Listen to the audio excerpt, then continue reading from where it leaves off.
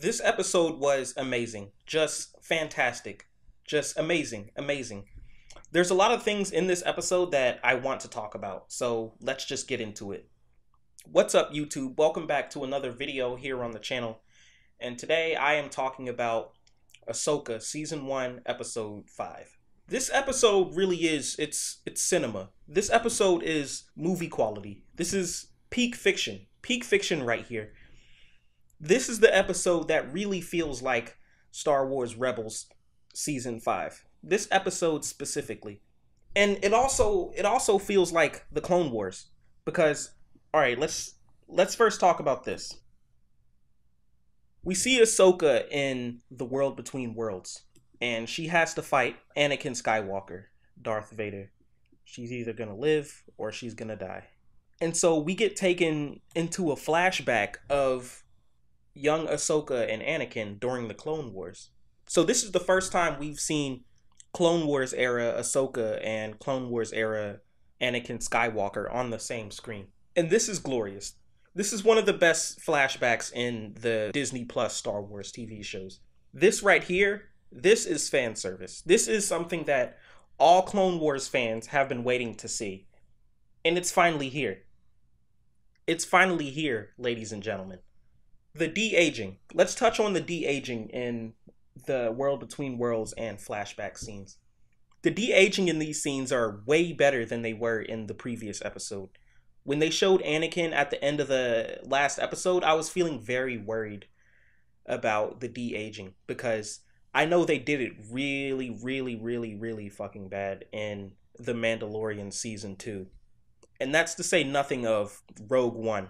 And then they got it right in the Book of Boba Fett for Luke Skywalker. But yeah, the previous episode, the de-aging was bad. It was pretty bad. But now, in this episode, I don't know what happened, but the de-aging looks magnificent.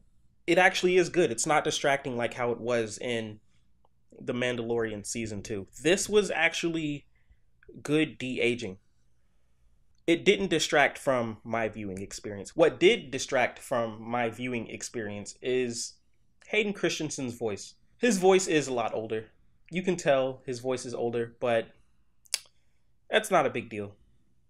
I'm just glad that they got the de-aging right this time instead of just letting him be old like how he is in Kenobi or getting it wrong like how they did previously.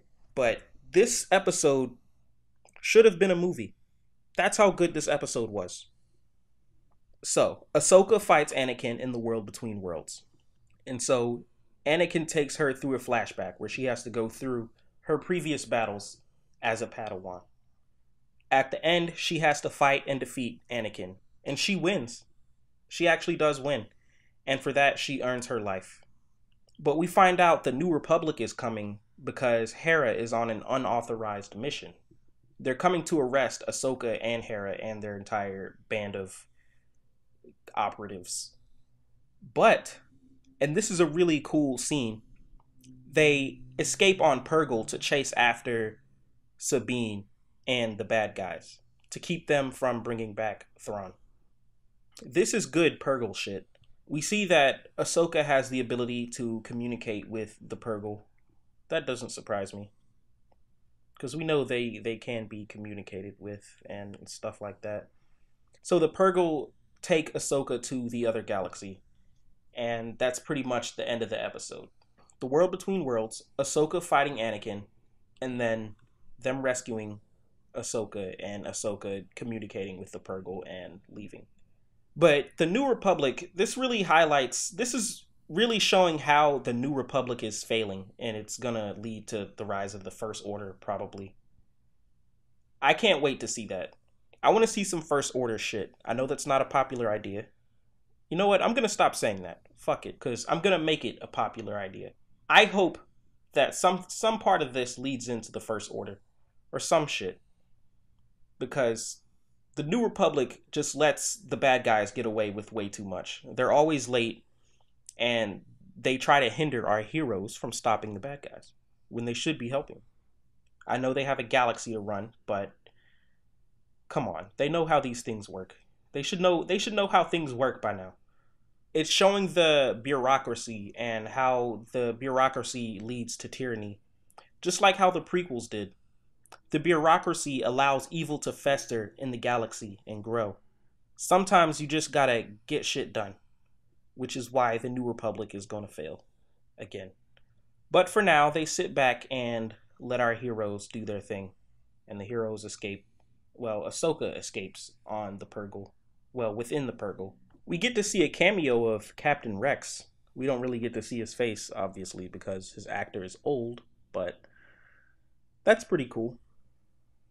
To see the voice of Captain Rex in his suit. I think that was him.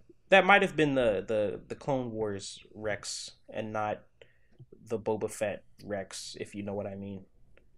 But the young Ahsoka actor was pretty good.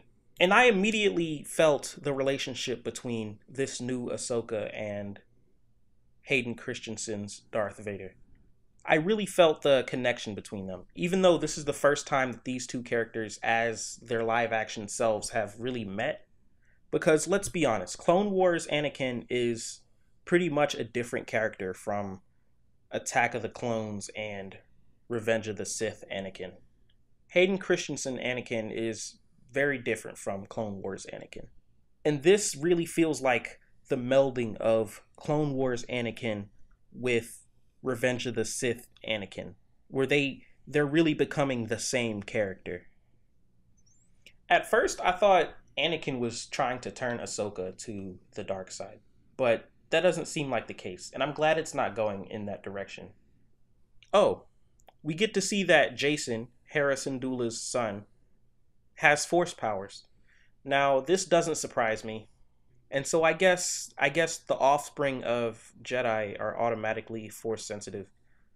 So I don't get why people wouldn't just breed Jedi like Pokemon so they can get force sensitive children all the time. I mean, that's a really fucked up idea, but it makes sense. It wouldn't surprise me if some sort of evil regime just bred force sensitives so they can have an army of them.